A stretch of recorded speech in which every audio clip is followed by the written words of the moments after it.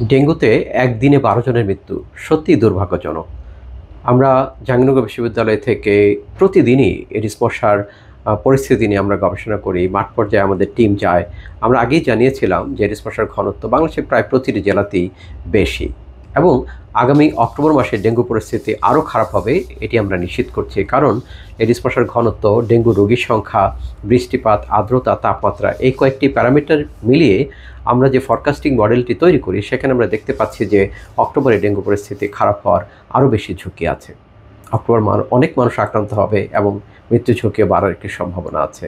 তাই এখনই ডেঙ্গু নিয়ন্ত্রণে হটস্পট ম্যানেজমেন্ট, লার্ভিসাইডিং এবং কমিউনিটি এঙ্গেজমেন্ট করা খুব প্রয়োজন। হটস্পট ম্যানেজমেন্ট মানে ডেঙ্গু রোগীর বাড়িকে কেন্দ্র করে ২০০ মিটারের মধ্যে নিশ্চিত করতে হবে যেন ওই বাড়িতে কোনো উড়ন্ত মশা বেঁচে না থাকে। যদি বেঁচে থাকে তাহলে সেখান থেকে মানুষ জ্যামিতিক হারে আক্রান্ত হওয়ার একটি ঝুঁকি তৈরি করবে।